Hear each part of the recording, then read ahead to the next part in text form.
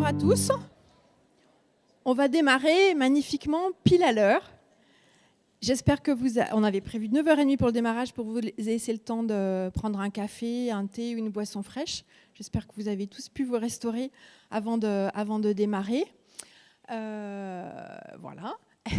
Vous avez vu tout à l'heure la petite image d'un monsieur qui venait à la conférence en se disant « J'espère que je ne vais pas me noyer ». Vous inquiétez pas, on a prévu les services de secours et surtout des très très bons capitaines qui vont nous accompagner toute la journée. Et pour l'introduction, je vais demander aux 3 personnes qui représentent en fait la gouvernance du GCSMS. Elles vont vous expliquer ce sigle barbare. Donc, qui sont Christelle Arbeau, Catherine Marion et Catherine Michon. Alors, Christelle Arbeau, elle est directrice adjointe de l'ATMP, l'association tutélaire des majeurs protégés de l'Ain. Catherine Marion, elle est directrice de l'association tutélaire des pays de l'Ain. Et Catherine Michon, qui est directrice de l'UDAF. Les 2 micros marchent, vous pouvez y aller. C'est géré en... Bonjour à toutes et à tous. Je vous souhaite la bienvenue pour cette journée questionnement éthique en protection juridique des majeurs.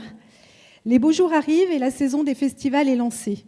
Pourtant, c'est bien loin des strass et des paillettes que les professionnels de la protection juridique œuvrent à l'intérêt des personnes vulnérables.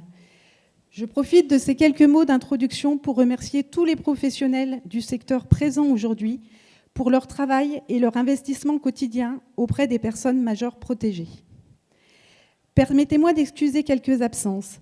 Celle de M. Thierry Clément, directeur général adjoint Solidarité au Conseil départemental de l'Ain, Madame Mathilde Lézon, juge du contentieux de la protection au tribunal de proximité de Nantua, celle de M. Thibault Massiegeski, chef du service protection des personnes vulnérables de la direction régionale de l'économie, de l'emploi, du travail et des solidarités, Madame Charlotte Rabine, déléguée générale de l'UTRA-PJM, et la direction départementale de l'économie, de l'emploi, du travail et des solidarités.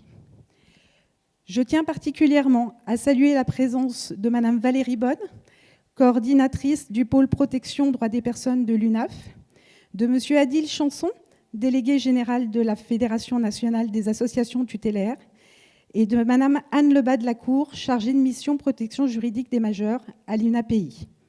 Je souhaite également remercier les partenaires qui ont accepté de soutenir financièrement cette journée et dont les logos apparaissent à l'écran. Et je m'excuse une nouvelle fois auprès de Madame Morge qui représente Tutelle au quotidien, le logiciel que nous utilisons quotidiennement, mais on se rattrapera et le logo sera rajouté sur la vidéo. Depuis bientôt 30 ans d'exercice professionnel dans ce secteur, un proverbe m'anime tout particulièrement. Seul, on va plus vite, ensemble, on va plus loin. Il prend aujourd'hui encore tout son sens. Il symbolise la coopération entre les 3 services MJPM. Nous y reviendrons d'ici quelques minutes. Au-delà, il définit complètement cette journée, car c'est ensemble, avec vous, que nous allons cheminer autour de cette démarche éthique en protection juridique des majeurs. Je vous souhaite une très belle journée.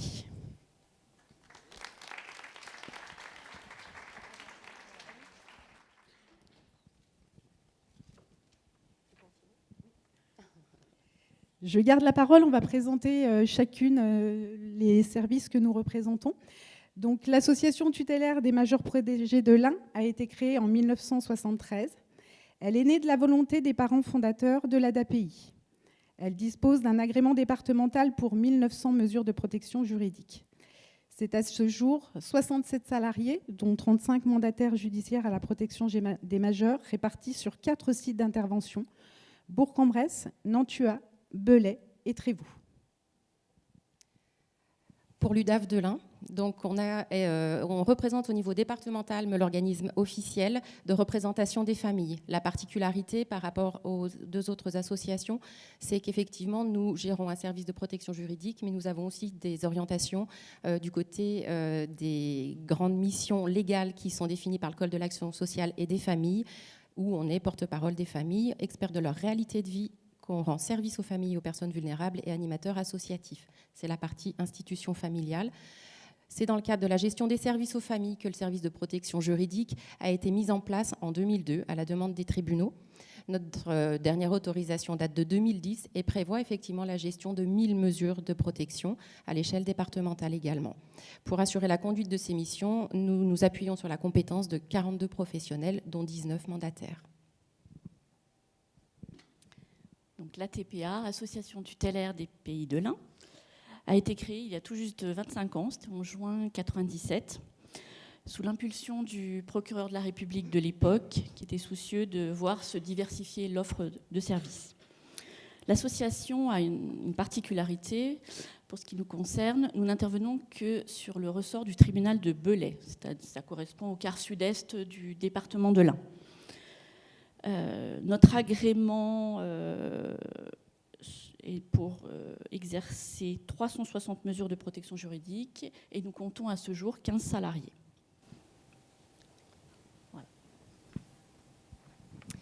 Donc il m'appartient de vous présenter un petit peu plus en avant le groupement de coopération sociale et médico-sociale du département de l'Ain, le fameux GCSMS, dont l'acronyme est absolument peu fantaisiste et peu agréable, mais en tout cas, on ne pensait pas que notre entité juridique pourrait un jour être exposée de cette manière-là, donc on va peut-être réfléchir à une autre appellation pour l'avenir. Donc en tout cas, effectivement, la présentation du GCSMS, ce qui la caractérise, c'est comment on peut passer de la singularité de nos associations à des modes de coopération. Donc comme vous pouvez le voir, on a 3 histoires qui sont d'origine très variée et très singulière au niveau de nos associations. Notre objet commun, cependant, c'est la protection juridique, mais c'est un objet aussi pour lequel nous sommes en concurrence sur le territoire, puisque nos activités et nos agréments, en fait, nous permettent de financer tout simplement nos services. Donc ce n'est pas neutre non plus, et ça a un sens aussi dans la manière dont on peut coopérer et dans l'exigence de ces coopérations. Donc c'est en 2018, je fous mes lunettes, autour de l'information et du soutien aux tuteurs familiaux que nous nous sommes retrouvés autour de la table sous l'impulsion de l'ADETS, qui attend de nous finalement une collaboration sur ce dispositif de politique publique, et nous demande également de nous structurer juridiquement pour pouvoir simplement percevoir les fonds en fait, qui vont financer ce service d'information et de soutien aux tuteurs familiaux. Donc en fin 2018, le groupement de coopération sociale et médico-sociale est créé afin de répondre à cette exigence. Nous travaillons alors dans une collaboration, je dirais, empreinte de professionnalisme, de respect, et avec la volonté de répondre le plus sérieusement possible à cette demande. Nous découvrons finalement les uns et les autres, chacune de nos organisations, parce qu'on ne se connaissait pas forcément bien, pas forcément de l'intérieur, pas forcément dans les valeurs qui sous-tendent un petit peu nos organisations. Et nous partageons nos réflexions, bien évidemment, sur notre objet commun, qui est la protection juridique. Je le disais, bref, nous essayons de faire connaissance et de construire un chemin commun. Ce temps de travail, ces différents temps de travail, d'échange, posent les bases de cette nouvelle entité juridique, mais pas que, nous permettant de partager, de confronter nos points de vue, de co-construire des orientations et d'en assurer collectivement le portage sur le territoire. Alors les points de vue de ce partage, évidemment, les tâches et les missions se répartissent en complémentarité avec sérieux et engagement entre les 3 associations tutélaires. Autrement dit, une collaboration simple et nécessaire pour permettre de faire connaître davantage la protection juridique et de valoriser son impact au sein même de la société et du département. Le partage de nos valeurs, de nos engagements respectifs, de nos singularités personnelles et professionnelles sont des éléments aujourd'hui qui constituent le groupement de coopération. C'est aujourd'hui une force et on tenait à le souligner parce que ce n'est pas très anodin comme schéma. Et effectivement, ça demande de travailler par consensus et en bonne intelligence. Le succès du GCSMS aujourd'hui dépend avant toute chose de la volonté partagée et du désir partagé au service de la protection juridique sur le département. Avec ce constat que chaque association aujourd'hui ne peut plus seule construire les réponses aux situations rencontrées. Ce sont les réponses collectives qui portent sens aujourd'hui sur le territoire, et c'est ce que nous essayons de véhiculer au travers du groupement de coopération pour lequel les missions qui nous sont allouées vraiment ont cet intérêt-là. Donc les missions vous êtes présentées par Catherine pour la suite. Ah non, par Christelle. Donc, fort de cette première collaboration, nous avons répondu en 2019 à l'appel à projet d'aide à la gestion des situations complexes émis par la DRETS dans le cadre du schéma régional des MJPM 2017-2021. En effet, l'exercice de certaines mesures de protection peut se révéler particulièrement complexe en raison de la présence simultanée d'une multitude de facteurs médicaux, psychosociaux, économiques et culturels qui impactent et fragilisent l'accompagnement professionnel. Nous avons réfléchi le projet avec plusieurs mandataires exerçant à titre individuel et également associés des préposés d'établissement et le centre psychothérapique de l'Ain, afin de nous assurer de l'adéquation du projet avec tous les modes d'exercice des mesures de protection. Il nous a paru important de construire une solution concrète et facilitatrice pour le quotidien des mandataires qui permette d'évoluer vers une logique de parcours en évitant les ruptures d'accompagnement et dans l'objectif d'améliorer la qualité de la prise en charge des personnes protégées. Notre projet ayant été retenu en 2020, sa mise en place s'est faite progressivement et a été quelque peu décalée en raison du contexte sanitaire. Celui-ci est financé par la DRETS à titre expérimental. Il s'adresse à tous les mandataires judiciaires à la protection des majeurs du département, et ce, quel que soit leur mode d'exercice. Il a vocation à se pérenniser et à être dupliqué dans d'autres départements. Notre projet, tel que nous l'avons construit, repose ainsi sur 2 niveaux d'intervention. Une dimension que l'on a qualifiée d'opérationnelle, qui s'est matérialisée début 2021 par le recrutement d'un chargé de mission, la personne de Lilian Doja, ici présent, afin d'assurer une coordination professionnelle. Il procède à l'analyse globale de la situation qui lui est soumise, avec un regard extérieur à la mesure de protection, ce qui est une véritable plus-value, qui permet de sortir de l'entre-soi. Et il veille également à l'activation du réseau de contacts et à la recherche de pistes de travail qui n'auraient pas encore été exploitées. Il nous a paru essentiel de ne pas créer un nouveau dispositif, mais bien de s'appuyer sur les dispositifs déjà existants, ainsi que sur les partenaires en les mobilisant. Plusieurs niveaux de réponse sont ainsi envisagés, soit une orientation vers un dispositif déjà existant, je le disais, et adapté à la situation, soit une information technique et un accompagnement dans la mobilisation et la coordination des professionnels. À ce jour, ce sont plus de 50 situations pour lesquelles Lilian Doja a été saisie, tant par les MJPM que par différents partenaires, dont certains sont présents aujourd'hui dans la salle. Donc, parallèlement à cette dimension, une dimension plus stratégique et novatrice du projet s'est matérialisée par la création de ce qui nous occupe tout particulièrement aujourd'hui, c'est-à-dire la création d'un espace de réflexion éthique. Il est susceptible, avec le recul nécessaire, de permettre à différents acteurs du département de se retrouver autour des questions éthiques que ne demandent pas de poser les situations complexes rencontrées en protection juridique des majeurs. Elles résultent, ces difficultés, ces situations complexes, bien souvent des tensions qui existent entre les différentes exigences en présence, celles du juge, de la personne protégée, de la famille ou encore des partenaires. Elles résultent également de contradictions entre les contraintes institutionnelles et les valeurs que l'on porte. Le rôle de l'ERE, espace de réflexion éthique, est de réfléchir aux questions qui portent sur le sens et les limites des pratiques professionnelles à partir de l'étude de situations concrètes pour lesquelles aucun consensus n'a pu être trouvé ou qui confrontent les professionnels au doute quant à la conduite à adopter. Il a pour vocation d'apporter un éclairage étayé et circonstancié sur des situations singulières et complexes qui mettent en difficulté les MJPM. Et également favoriser une dynamique de questionnement sur des thématiques particulièrement sensibles sur le plan éthique. Ces avis sont informatifs et réflexifs et destinés à fournir des repères essentiels qui pourront faire l'objet de diffusion, permettant ainsi la construction d'une culture commune pour les différents MJPM intervenants, quel que soit le mode d'exercice, ainsi que pour les partenaires.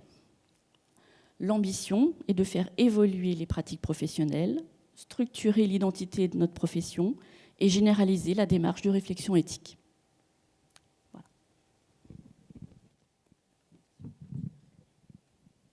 Merci beaucoup. Alors, on y reviendra de toute façon sur notamment cet espace de réflexion éthique du département de l'Ain. Pendant la journée, vous aurez à la fois des temps de table ronde, beaucoup de temps d'échange avec vous, on vous sollicitera beaucoup, pour poser des questions, réagir, témoigner aussi.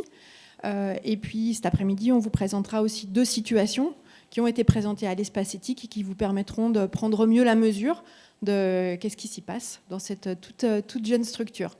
J'avais 2 petites informations supplémentaires à vous donner. La première, vous avez vu que Clé de 12, qui est derrière nous là, est déjà à l'œuvre.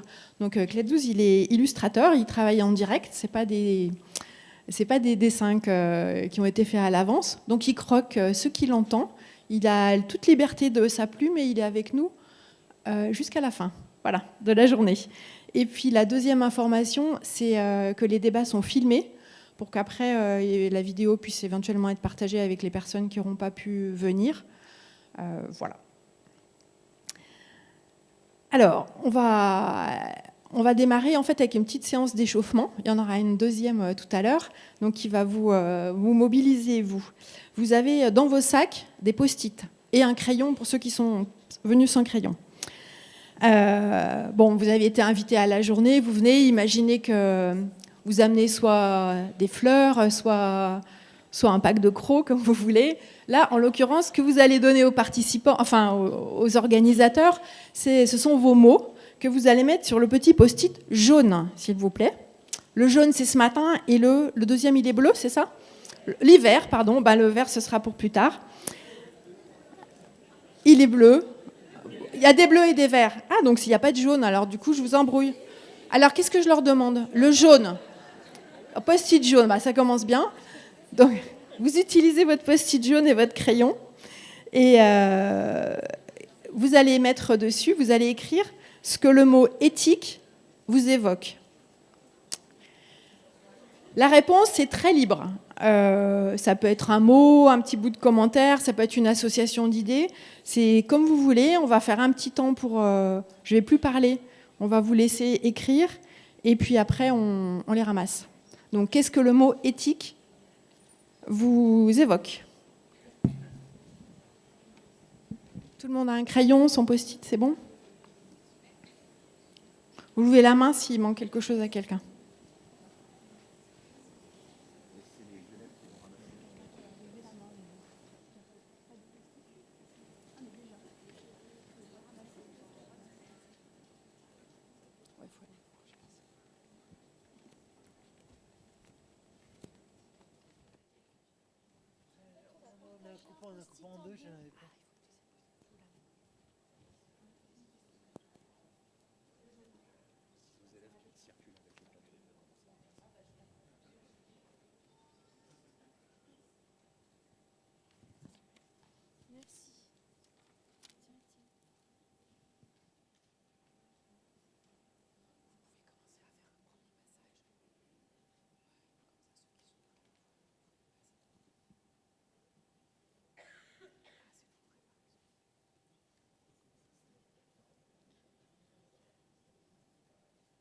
Alors les élèves du lycée Saint-Joseph sont avec nous là toute la journée, donc elles ont des petits plateaux.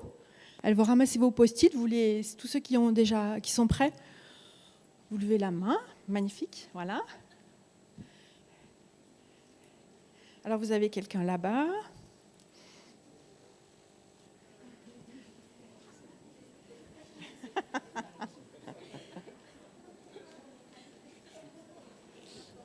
Voilà, vous les rassemblez en bout de rangée.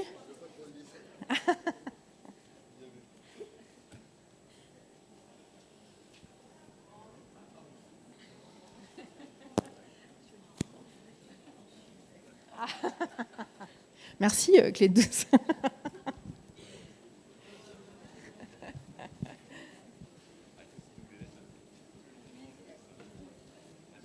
C'est bon, tout le monde à peu près a écrit ce qu'il souhaitait. Alors, on vous les prend, mais on vous les rendra tout à l'heure sous forme de petites synthèses. Il y aura un petit temps dans la matinée où voilà, il y a 2 préposés à la lecture de vos 200 post-it qui nous en feront une petite synthèse.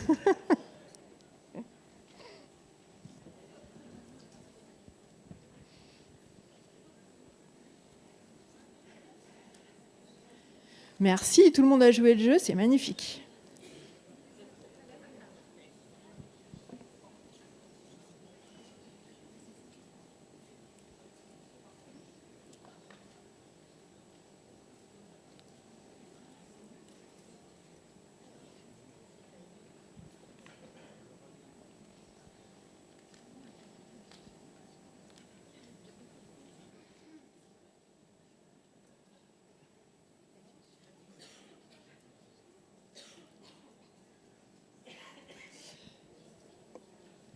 Parfait. Eh bien, merci beaucoup. Et donc, on va accueillir désormais les représentants de l'interfédération de la protection. Vous avez animé une réunion politique juste avant. On va accueillir les représentants de l'interfédération de la protection judiciaire des majeurs. Je vous invite à monter sur la scène. Donc, Valérie Bonne, qui représente l'UNAF, Anne Lebas de la Cour, qui représente l'ADAPI, et puis Adil Chanson, qui représente la Fédération nationale des associations tutélaires. Alors, ces trois associations ont produit notamment, elles ont travaillé ensemble pour produire un guide sur ce sujet éthique à l'intention des mandataires. Donc, elles ont un quart d'heure pour vous présenter l'interfédération et ce guide.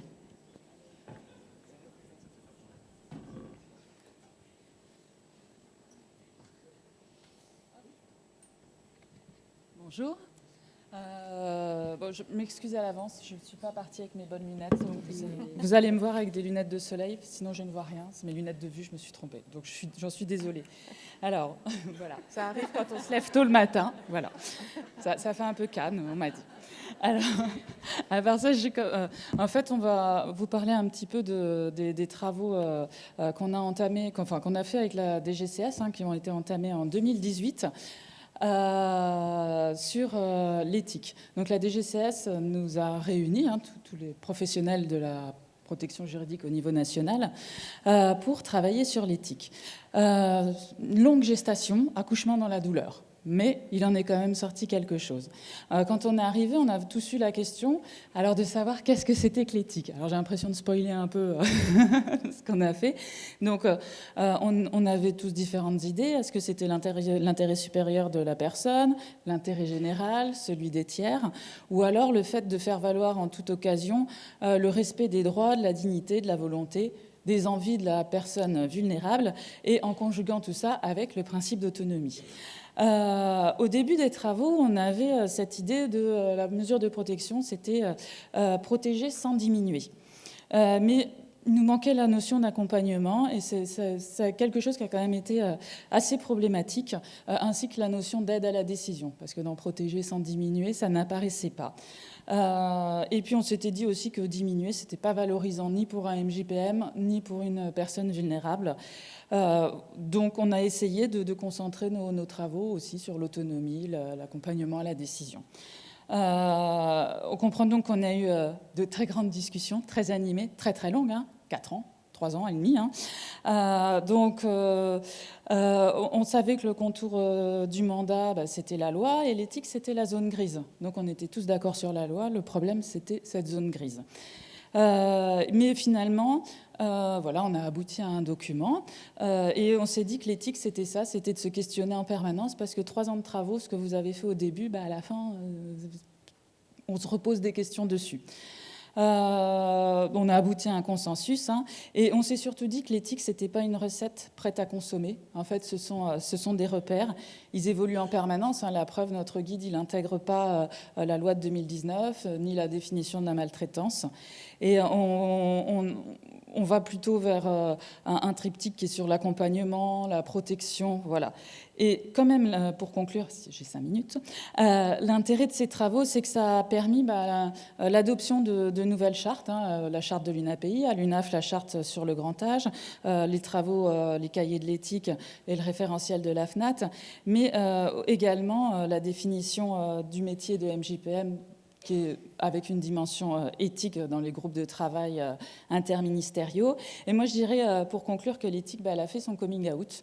Et puis, elle a transcendé le sujet, parce qu'elle a permis, comme vous, de travailler avec d'autres. Alors, je vais reprendre les mots, parce que de la présentation que j'ai notée, que j'aimais bien, elle a permis de se connaître, de se rapprocher, de travailler dans une collaboration empreinte de respect et de professionnalisme, et tout ça pour valoriser la protection juridique au sein du département et du grand public. J'ai bien noté. Mais voilà, en fait, c'est, je pense, l'intérêt des personnes et l'adaptation de la mesure et comment faire bien son travail qui vous a rapproché. Je vous salue, je trouve ça formidable. Voilà.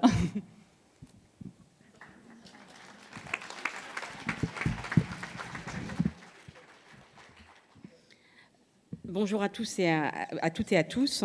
Au nom de l'UNAF, je souhaite remercier les 3 associations tutélaires du département qui ont organisé cette rencontre et qui nous ont invités à y participer.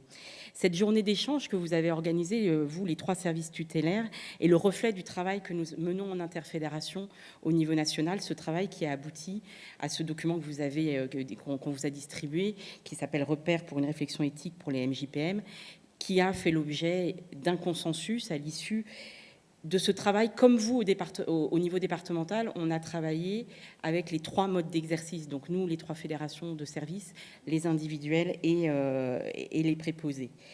Et nos fédérations de services tutélaires, nous avons travaillé en étroite collaboration avec nos réseaux, c'est-à-dire avec vous, les services tutélaires, pour avoir la remontée du terrain, pour que ce document il soit ancré dans la réalité du terrain.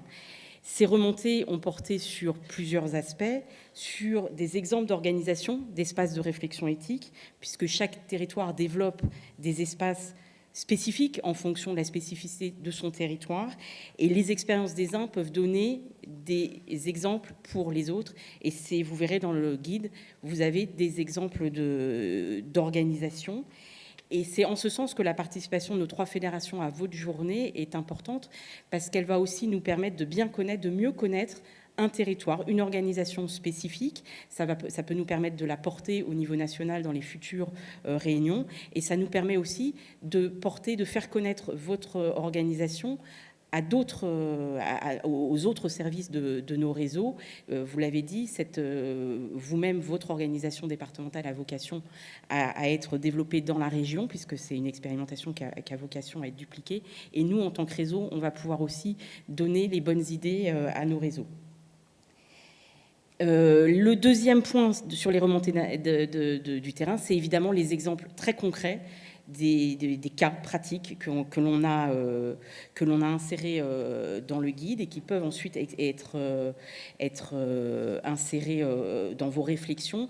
Et ces exemples, ils ont été construits autour de 4 activités clés que nous avons identifiées. Les activités, c'est ça qui a fait le cœur du métier, du travail qu'on a mené pendant 3 ans. Pour vous les donner très rapidement, la première, informer, communiquer, dialoguer. La deuxième, évaluer, analyser, apprécier. Ensuite, assister, représenter, qui est la mission centrale du mandataire qui lui est confiée par le juge.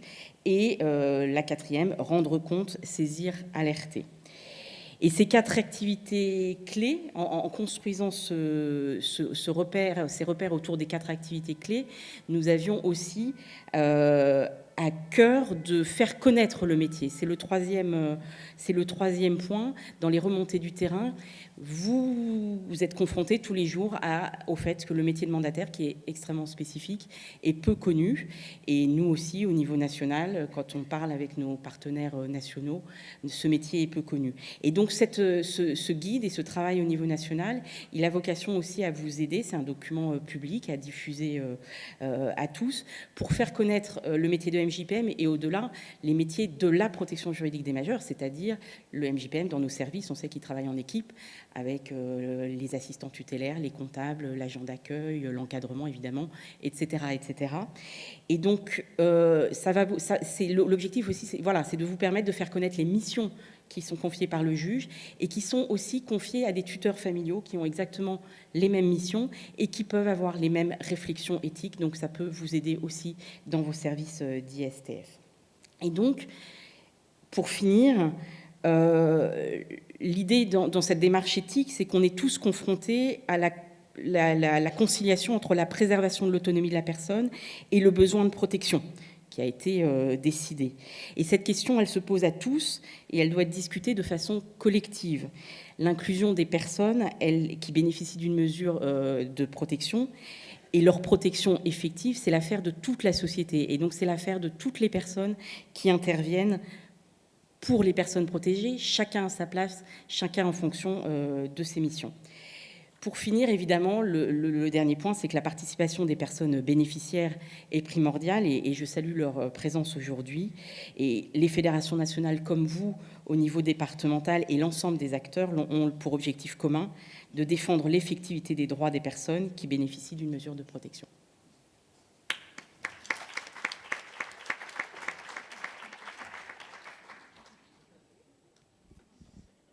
Bonjour, donc là je vais parler un peu de, comme disaient mes collègues, de l'interfédération, mais j'ai été quand même mandaté, je pense que le sens du mandat, vous l'avez tous.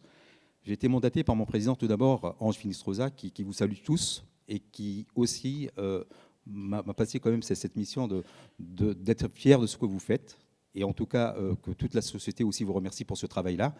Et chacun à sa place, chacun à notre façon aussi, dans le cadre de l'interfédération, mais aussi dans nos missions au quotidien. C'est ce qu'on s'attelle à faire tous les jours, au quotidien. Je pense que vous le suivez aussi bien dans nos actions à travers les réseaux qu'aussi en intervenant directement pour les services.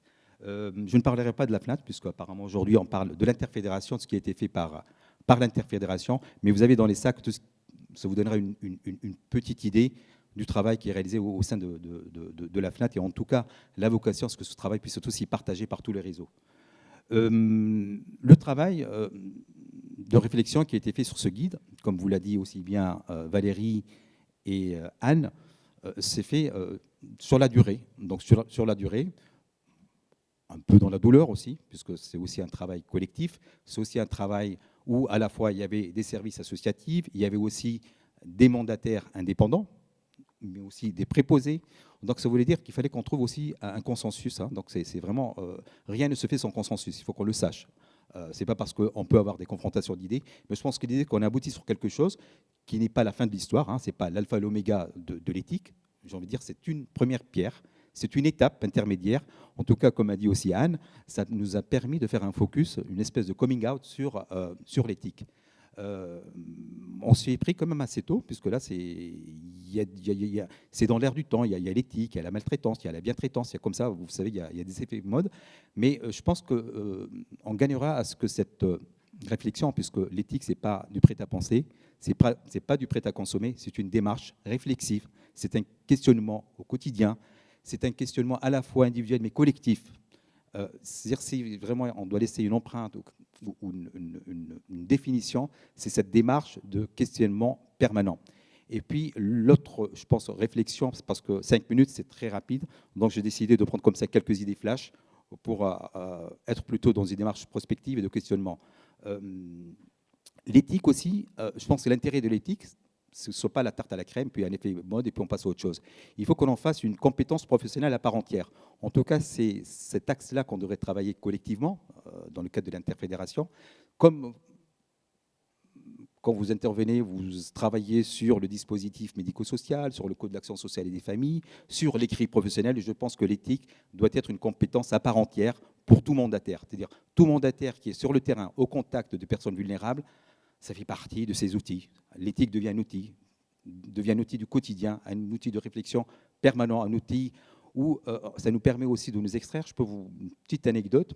Quand on a commencé à travailler sur l'éthique fin 2014-2015, j'avais cette approche un peu de juriste. Hein, je suis juriste de formation, personne n'est parfait. Et je pensais que tout ne pouvait passer que par le code. Le code civil au départ, et puis le code de l'action sociale nous a rejoints.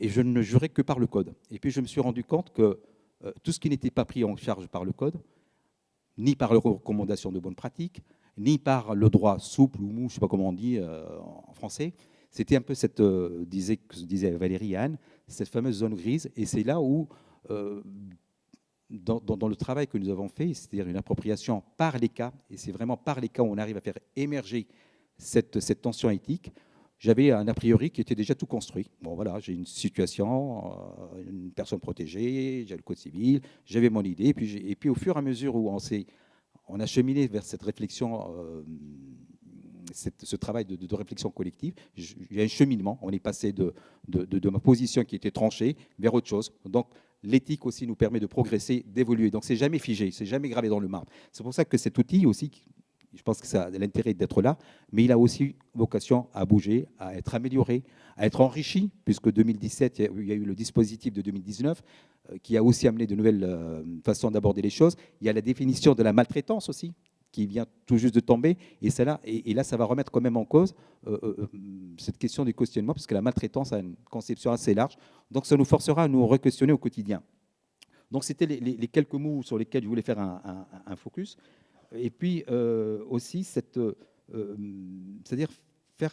avoir un peu cette approche un peu avec humilité, en disant que rien n'est écrit. Donc on se pose quotidiennement ces questions-là.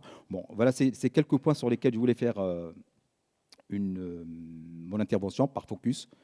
Et puis peut-être après, s'il y a des débats, s'il y a des questions, nous sommes prêts à y répondre, il n'y a pas de souci. Voilà. Merci beaucoup. Vous avez parfaitement respecté le timing. Merci bien. Alors, on va appeler... Lilian, il ne faut pas partir parce que c'est à vous d'intervenir. on va passer au... Ouais, voilà. On appelle nos 2 lecteurs trieurs de post-it, Arlette Durual et puis Lilian Doja, qui vont vous servir sur un plateau une synthèse de toutes vos contributions du matin.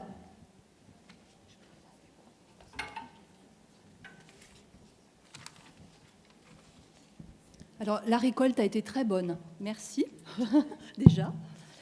Et puis, comme on est joueur avec Lilian et avec l'aide des personnes qui sont en fond de salle, on a essayé de faire le tri et on a fait des paquets. C'est ça, Lilian, hein ? C'est ça. On a d'abord fait du visuel, voir les mots qui sortaient le plus. Et voilà, c'est un peu du quantitatif et on va essayer très humblement de glisser peut-être vers du qualitatif, mais voilà. Alors, je vous disais, on a fait des paquets, on a fait 5 paquets finalement, au regard des récurrences, des mots qui sortaient, ou au contraire de la marginalité de certains mots ou de certains thèmes. Donc, on vous propose 5 paquets différents. Le premier, parce que c'est le plus lourd. Voilà, alors c'est le mot qui est ressorti le plus, c'est le mot respect. Alors, c'est un mot qui est sorti brut de pomme. On avait le mot respect, mais sans plus d'explication. Donc les questions qui nous venaient à l'esprit, nous, avec Arlette, c'était le respect vis-à-vis de qui, de quoi. Et puis comme on est de nature curieuse, on a aussi pris le temps d'essayer de regarder la définition de ce mot. Alors on est allé voir l'étymologie du mot respect. Et alors on a découvert qu'il s'agissait de regarder derrière soi. Voilà, donc ça c'est pour l'étymo. Et puis dans la définition du mot respect, il y a également la reconnaissance de la valeur de l'autre. Alors ça, c'est intéressant parce que ça nous permet de faire le lien avec le deuxième paquet, en fait, de mots qu'on a recueillis. Parce qu'on avait tout un paquet autour des mots, valeurs, morales, qui sont énormément revenus, mais là, sans aucune indication à nouveau. Des mots bruts, hein, des mots bruts, c'est ça, sans approfondissement. Et ça nous a amené à un troisième élément, qui est un peu plus développé, et je te laisse lire parce que c'est toi qui as les notes. Ok, pas de souci.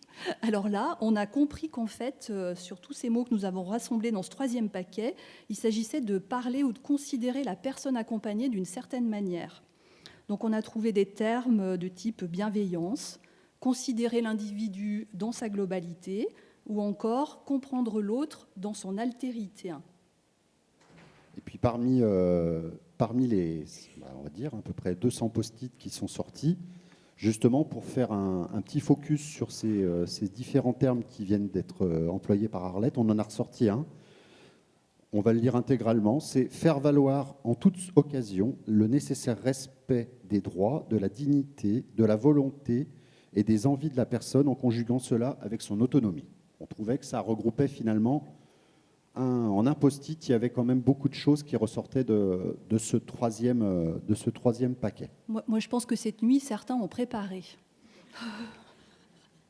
Alors, ça nous amène au quatrième paquet, où là, on a des termes ou des phrases qui parlent de l'action professionnelle, en fait, du métier, de l'exercice et du cadre d'intervention.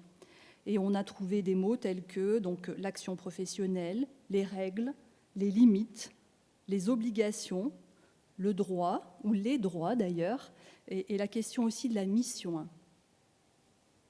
Donc on en a fait quelque chose, on s'est dit peut-être qu'on commence à avoir une ébauche d'un entonnoir, on commence à resserrer peut-être un petit peu ce vers quoi on chemine.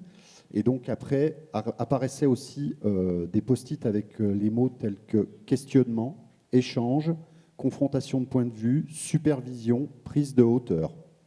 Et là, on s'est demandé, du coup, tout ceci, ou tous ces mécanismes, le fait de se poser des questions, d'être dans les échanges, de confronter les points de vue, est-ce que c'est ça qui nous amènerait à l'éthique, ou est-ce que c'est ce à quoi l'éthique devrait nous amener?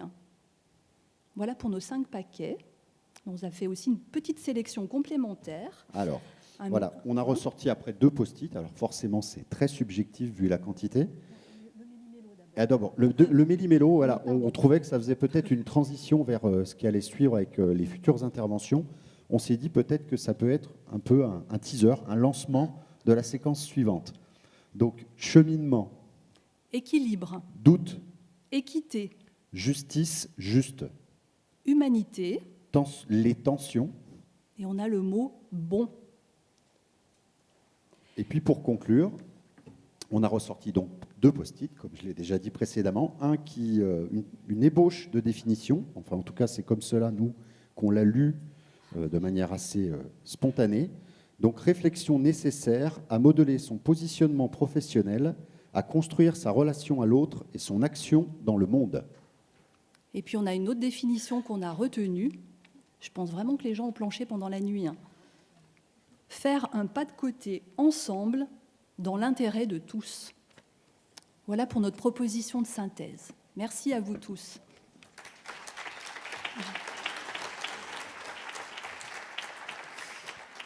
Merci beaucoup. Personne, du coup, a repris quelque chose de plus négatif, comme par exemple le fait de se sentir dans la posture du petit personnage Lilian et Arlette? Ah bah non, ils sont repartis, ils peaufinent. Non, je demandais, personne, il n'y a pas eu de post-it qui tournait plus vers le doute ou des personnes qui avaient l'air de se sentir plutôt dans la posture du personnage, pas très à l'aise avec les... Il y a eu le mot doute, il y a eu un mot, voilà, la non-certitude. Voilà. Ce n'est pas l'incertitude, c'est la non-certitude. S'il y a eu des mots comme ça aussi, qui font pas autant qu'on n'aurait pu l'imaginer. Voilà. Et puis, on s'attendait aussi à des plaisantins et à quelques blagues, mais non, tout a été très, très sérieux. On n'a pas trouvé l'éthique en 2 mots. Ou l'éthique sans H. Bon, vous aurez une deuxième séance pour vous rattraper s'il y en a qui veulent se lâcher sur ce sujet-là, mais de toute façon, on a clé de 12 pour ça, donc pas de souci.